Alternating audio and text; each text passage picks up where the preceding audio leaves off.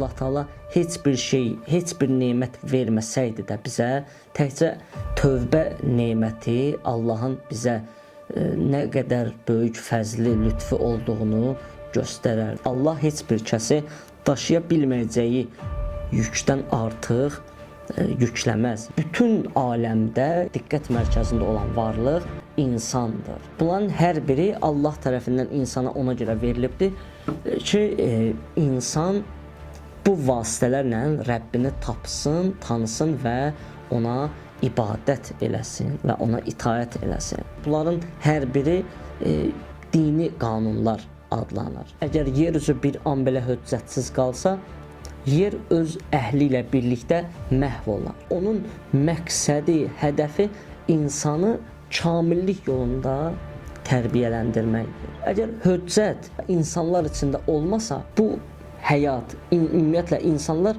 məqsədsiz qalar və Allahın işi də hikmətsiz olardı. Bunların hər biri insan üçün xoşbəxtlik mənbəyinə çevrilir və insan bu çətinliklərin müqabilində dözüm və səbir göstərir. Çünki Allaha ümidvarlıq göstərir. O toxumun üstünə günəş və yaxud da ki, su, bu kimi şeylər dəydikcə o böyüyər, inkişaf edir. Həqiqəti dərk etmək üçün insan həm öz daxilinə, fitrətinə, həm də yaşadığı şəraitə birlikdə baxmalıdır. Bəzən isə rahatlıq insanı bədbəxtçiliyə sürükləyir. Rahatçılıqda, komfort həyatda ümumi olaraq mənəviyyat yoxdur. Əuzu billahi minəşşeytanirracim. Bismillahirrahmanirrahim. Allahümmə salli ala Muhammed və ali Muhammed və accil fərəcəhum. Xoş gördük əziz müsəlman bacı və qardaşlar, hər birinizi salamlayıram.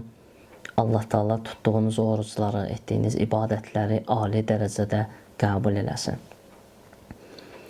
Səhifə-i Səccadiyyə mövzusunu davam elətdiririk. Həmd olsun Allaha ki, bu vaxta qədər 12 hissə olaraq Səhifə-i Səccadiyyənin şərhi mövzusunu davam etdirmişik. Artıq 13-cü hissəyə başlayırıq. İmam Səccad əleyhissalam duanın ardınca belə buyurur. Vəlhamdülillahilləzi dallənə alə tavbəti əlləti ləm nufidhə illə min fadlih. Buyurur, həmd olsun bizi tövbəyə tərəf yönəldən Allaha. Hansı ki, bu Allahın özünün bizə lütfüdür və fəzlidir. وَلَوْ لَمْ نَعْتَدِدْ مِنْ فَضْلِهِ إِلَّا بِهَا. Əgər Allahın bizə tövbədən başqa bir fəzli olmasaydı, لَقَدْ حَسُنَ بَلَاؤُهُ عِنْدَنَا. Yenə də həmin rəftar bizim üçün, yəni Allahın rəftarı bizim üçün yenə də ən gözəl rəftar forma sayılardı.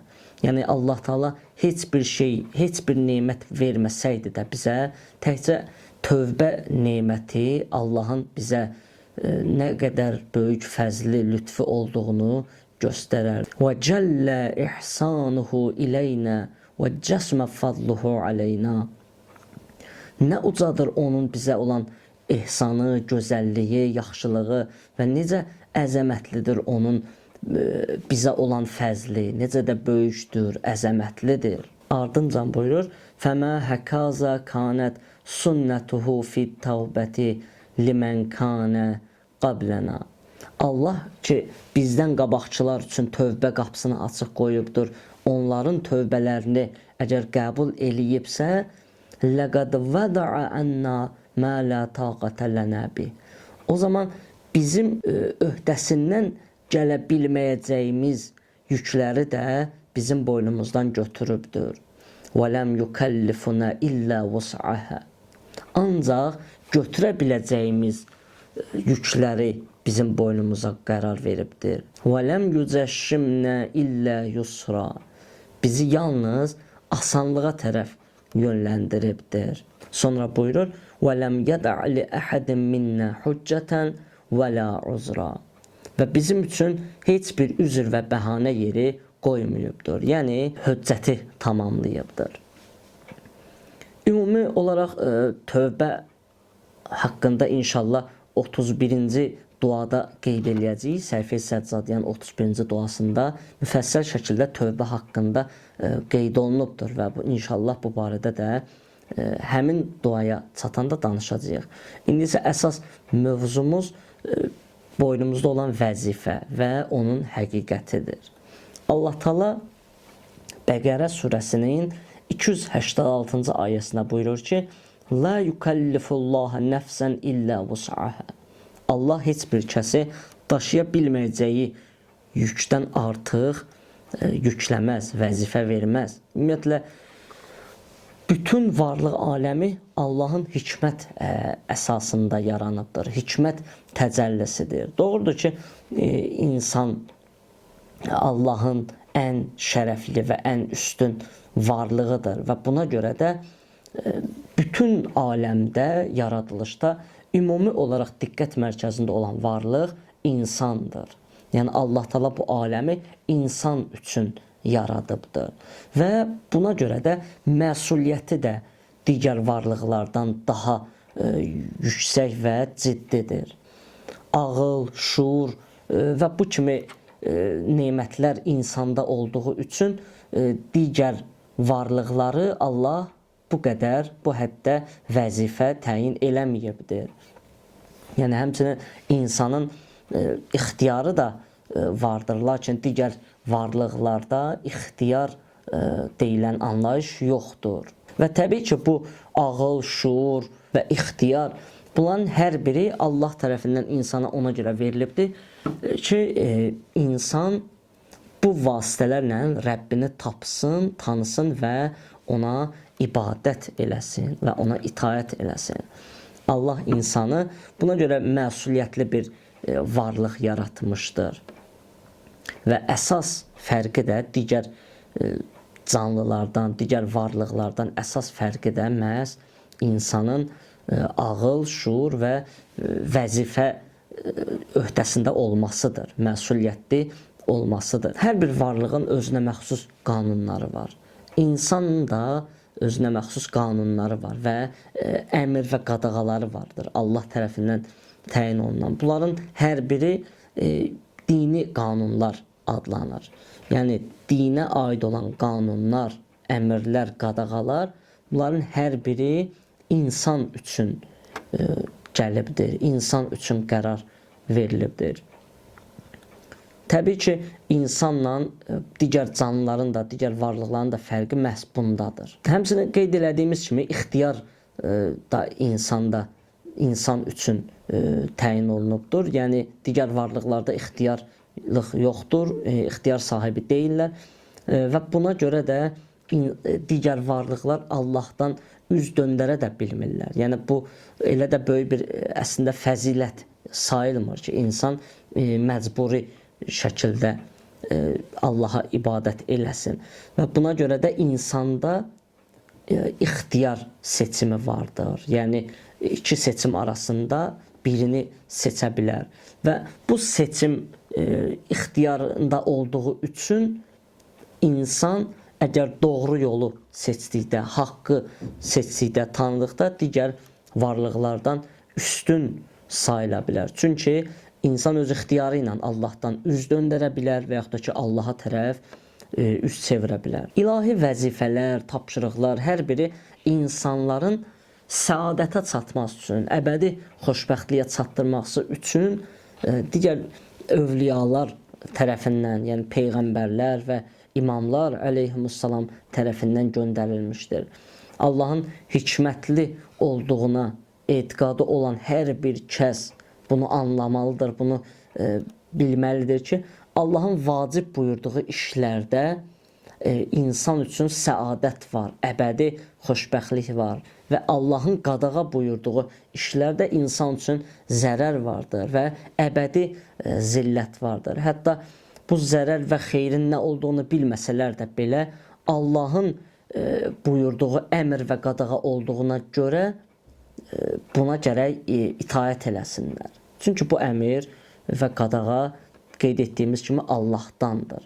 Yəni ibadət və itaət baxımından gərək Hər bir kəs Allahın buyurduqlarına və əmrlərinə riayət eləsin, qadağalarından da çəkinsin. Ümumiyyətlə hər bir ağıllı insan, hər bir şuurlu insan fitrəti əsasında anlamalıdır ki, bu aləmə ki gəlibdir, bu dünyaya ki gəlibdir, buna görə də onun bir məsuliyyəti olacaqdır. Yəni elə belə boş-boşuna düşünməsin ki, bu dünyaya gəldi, yaşadı, öldü, getdi və salam. Belə bir şey yoxumuzdur. Bu dünyada yaşayırsansa, bu həyatda yaşayırsansa, nəfəs alırsansa, deməli sənin bir öhdəçiliyin var, sənin bir məsuliyyətin vardır. Yəni Allah Taala səni müəyyən vəzifələr qarşısında mükəlləf qərar veribdir. İmam Sadiq əleyhissalamdan da soruşmuşdular ki, Yəbnə Rəsulillah, insanlara mərifətə çatmaları üçün Allah tərəfindən bir vəzifə qoyulmayıbdır. İmam buyurdu ki, xeyr. Sonra o kişi təzədən buyurdu ki, mərifət əldə etmək vəzifələri var. Yəni kimsə boyunda vacibdir ki, ən yuxarı məqamlara çatsın, irfanda və yaxud da ki, necə böyük-böyük məqamlara çatsın, mərifət əldə eləsin. Kimsə boynunda belə bir vəzifə var. İmam buyurdu ki, xeyr. Allahın üstünə düşən vəzifə yalnız və yalnız qanunları bildirməkdir. Yəni Allah Taala qanunları bildirir və Allah bəndələrin qüdrətə çatdığı qədər vəzifə təyin eləyir. Yəni əgər bu həyatda kiminsə həyatında maddi, mənəvi çətinlikləri varsa və kimin üçünsə zahirən ağır dərdlər üz gətirirsə, bu o deməkdir ki, həmin şəxs o öhdəçiliklərin öhdəsindən gələ bilər, o çətinliklərin öhdəsindən gələ bilər. Əgər gələ bilməsəydi, Allah Taala o ağır yükü ondan yüklətməzdi. Sadəcə olaraq doğru yol, doğru metod, doğru düzgün variantlar tapmalıdır. Ümumiyyətlə qeyd etdiyimiz kimi insanın digər varlıqlardan üstünlüyü onun ixtiyar sahibi olmasındadır. Yəni seçim sahibi olmasındadır. Hətta insan ona görə cənnətdən, o əla məkandan, cənnət-i əladan bu dünyaya, maddi aləmə, məşəqqət dolu bu aləmə ona görə indi ki, ağıl, şuur, iradə, istək bu kimi vasitələrlə həqiqi xoşbəxtliyi tapıb və onu seçə bilsin. Bu zaman seçim dəyərli olur. İnsan elə bir məqama çata bilər ki, yəni elə qabiliyyətə malikdir ki, bütün insanlıq sərhədlərini aşıb, bütün çətinliklərə səbr edərək, bəlalara dözərək, dözümlülük göstərərək haqqa çata bilər. Ən uca məqamlara, ən uca pillələrə çata bilər. Doğrudur, yenə də qeyd etdiyimiz kimi, uca məqamlara çatmaq, həqiqətlərə çatmaq insan öhdəçiliyində, insanın vəzifəsi olacaq bir şey deyil. Sadəcə olaraq insan Allaha çatması üçün, ən kamilliyə doğru gedə bilməsi üçün həmin məqamlara çata bilər, çatmalıdır. Və buna görə də insan gərək digər ibadətləri də yerinə yetirsin.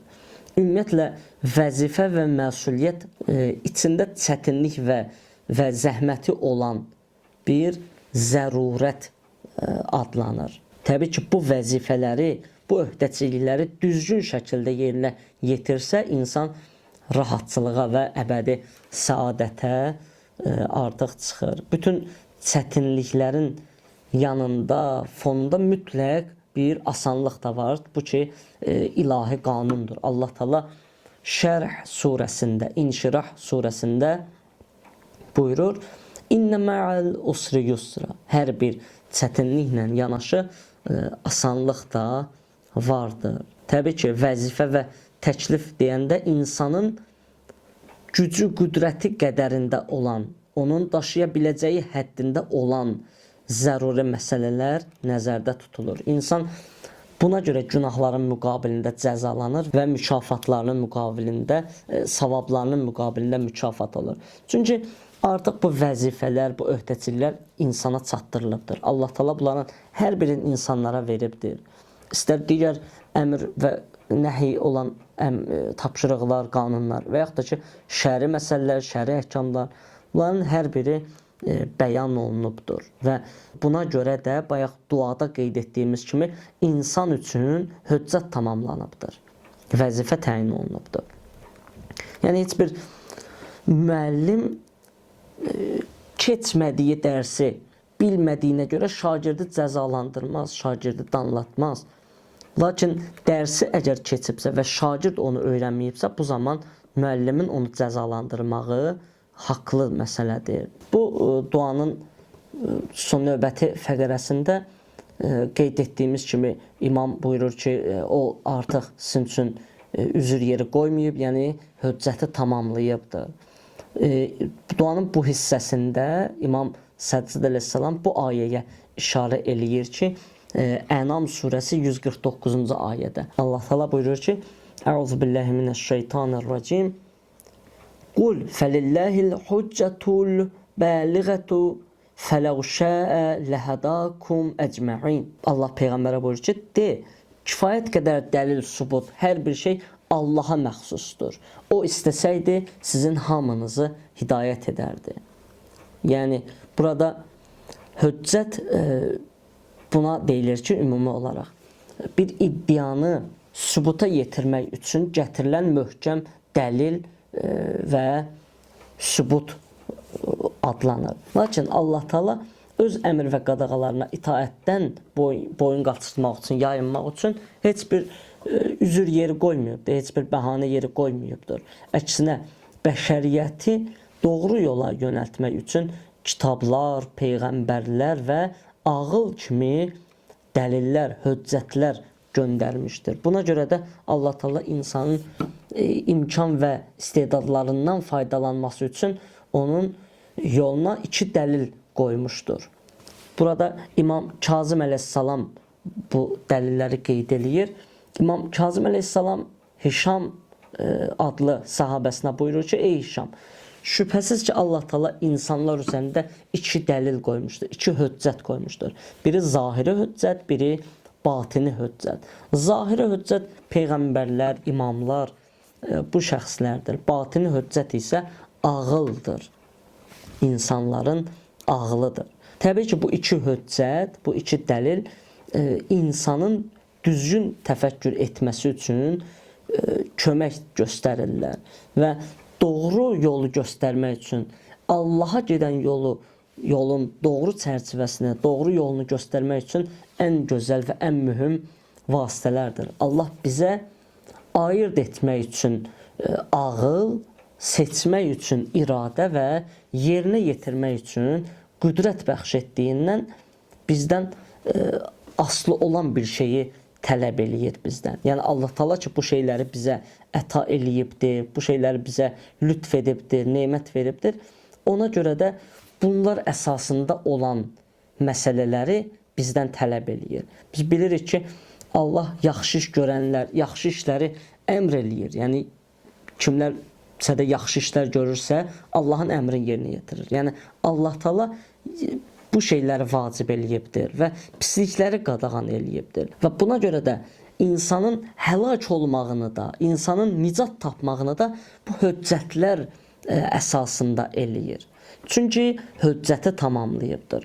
Yəni bu şeylərdə nicat var, bu şeylərdə zillət var. Hər birini Allah Taala insan üçün deyib və insan hər hansı birini seçsə, ona doğru da addımlayacaq. Əgər höccəti seçsə, peyğəmbərləri, imamları və ağlın seçsə, yəni Allahın qanunlarının, əmrlərini seçsə, nicat tapacaq, əbədi səadətə çatacaq. Yox, əgər zəlaləti seçəcəksə, bundan digər bir yolu, variantı seçəcəksə, təbii olaraq nəticə etibarilə zəlalətə düçar olacaq. Zürarə İmam Baqir əleyhissalamdan bir gün soruşmuşdur ki, Allahın bəndələr üzərindəki haqqı nədir? Yəni o nədir ki, o hansı haqqdır ki, bəndələr mütləq onu yerinə yetirməlidir. Ki, o Allahın haqqı sayılır, haqqullah sayılır. İmam Baqir əleyhissalam çox gözəl şəkildə buyurur ki, bildiklərini desin, bilmədikləri məsələlərdə dayansınlar. Yəni, əgər dinimizdə hər hansısa bir mövzu barəsində aşkar şəkildə əmr və qadağa varsa, ona əməl etsinlər. Yox, əgər heç bir əmr və qadağa yoxdursa da, ehtiyat üçün ən yaxşı hal nədir?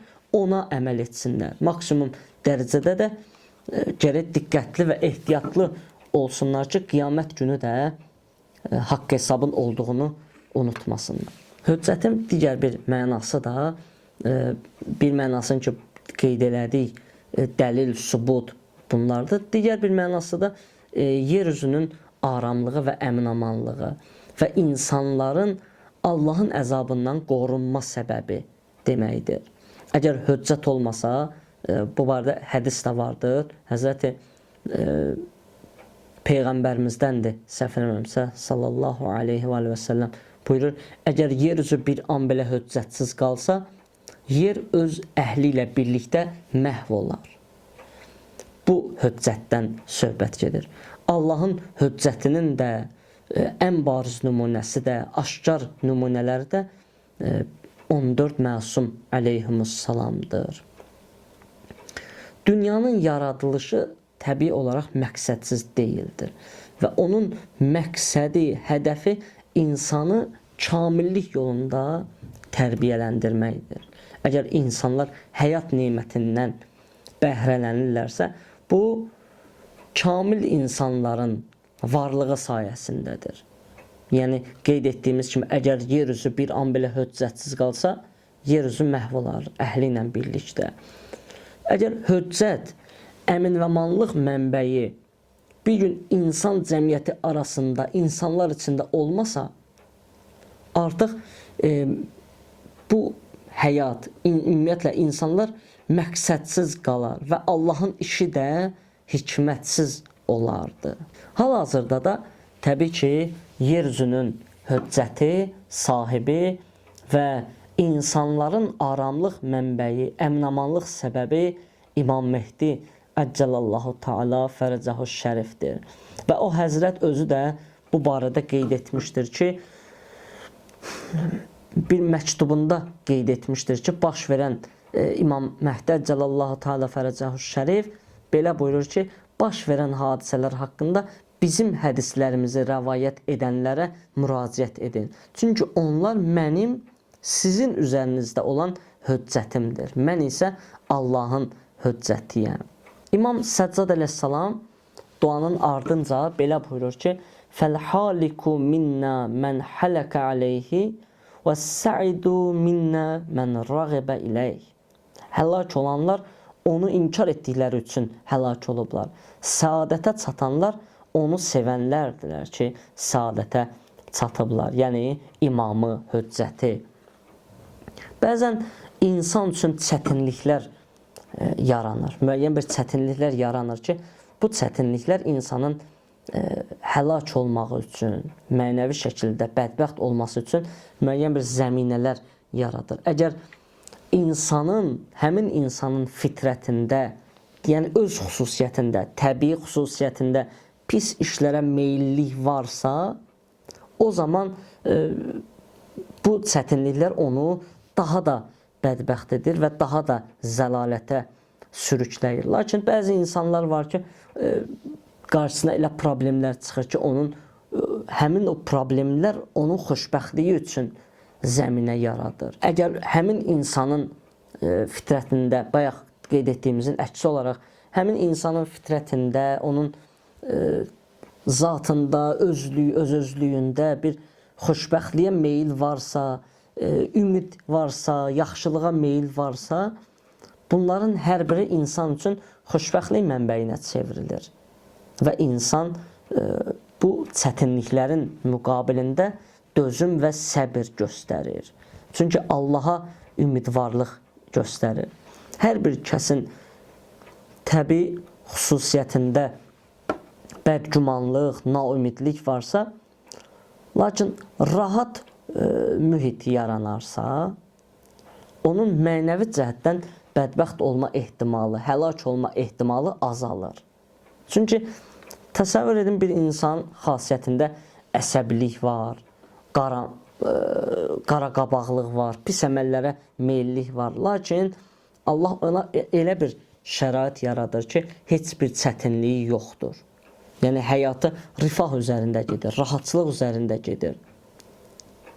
Bu rahatlıq, bu rifah onu həyatını nisbətən sakitləşdirir və nizama salır.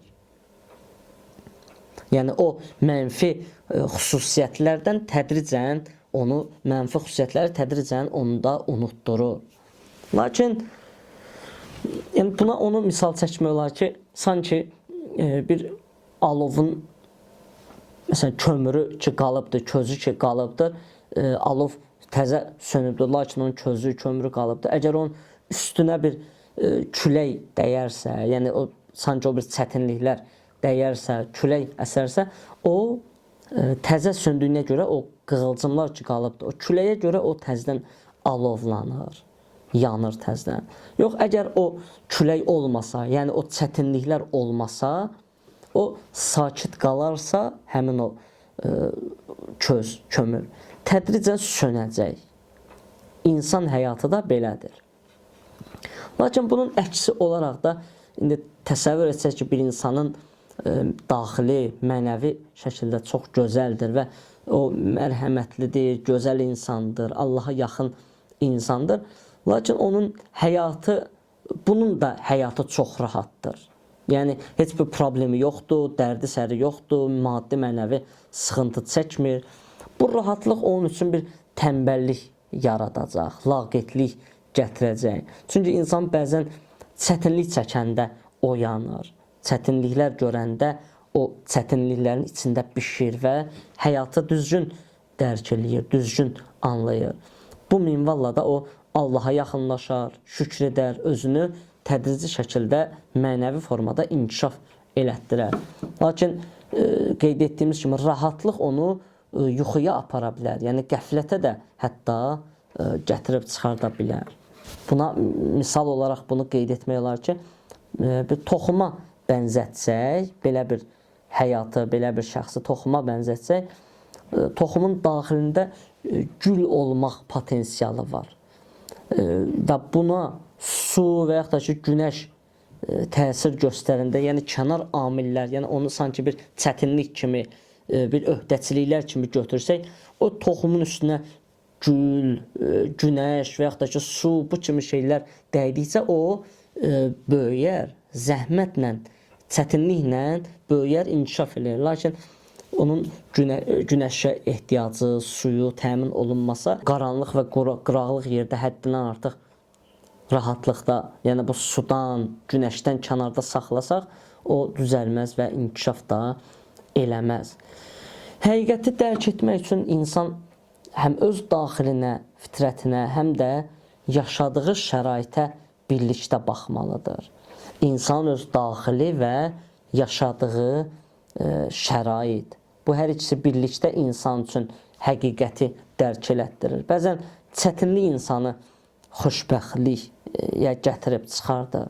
Çünki onu kamilləşdirir. O çətinliklər müqabilində dözərək, əzmkarlıq göstərərək, Allahdan üz döndərmir və Allahdan yardım istəyərək Allahın köməyini görür, Allahın dəstəyini görür və buna görə də o kamilləşir. Bəzən isə rahatlıq insanı bədbəxtçiliyə sürükləyər. Çünki onu tənbəlləşdirər və sanki onu qəflətə salar, Allahdan uzaq salar insanı. Yəni ona görə də tam rahatçılıqda, komfort həyatda ümumi olaraq mənəviyyat yoxdur. Sonda Əmir əl-Müminin Əli ibn Əbu Talib əleyhissalamın Nəhcül Bəlağəsində 90-cı xütbədə, 96-cı xütbədə olan bir kəlamlarını istəyərdim sizə çatdıram bu barədə. Buyurur: "Unzuru əhli beytin nəbiyyukum." Peyğəmbərinizin əhli beytinə baxın. "Fəlzəmu səmtəhum fəttəbi'u əsərəhum." Buyurur, onların yolu ilə, izi ilə gedin, onlara itaət edin. Fələn yuxricukum min huda. Onlar sizi heç bir zaman doğru yoldan kənara çıxartmaz. Vələn yu'idukum fi rada. Buyurur, onlar sizi heç bir zaman azdırmazlar, yoldan döndərməzlər. Fə in ləbədu fəlbudu və in nəhəzu fənhəzu. Buyurur, onlar dayandıqlarında siz də dayanın. Onlar hərəkət etdikdə siz də hərəkət edin. Yəni, ondan bir dala qabağa keçməyin. Və lə təsbiquhum fətudillu və lə tətəəxxaru anhum fətəhliku. Buyurur, onlardan önə keçsəniz zəlil olarsınız və onlardan dala qalsanız da həlak olarsınız. Gördüyümüz kimi imamlar da özləri də buyururlar. Burada ayələr də gətirdik və müəyyən hədislər də qeyd elədik ki, insanlar üzərində olan hüccət, meyar Əhl-i əleyhimussalamdır və onun buyurduqlarıdır. Allah Taala bizləri Əhl-i Beytin yolunda sabit qədəm bəndələrdən qərar versin. Vəssalamu aleykum və rəhmətullahi və bərəkatuhu.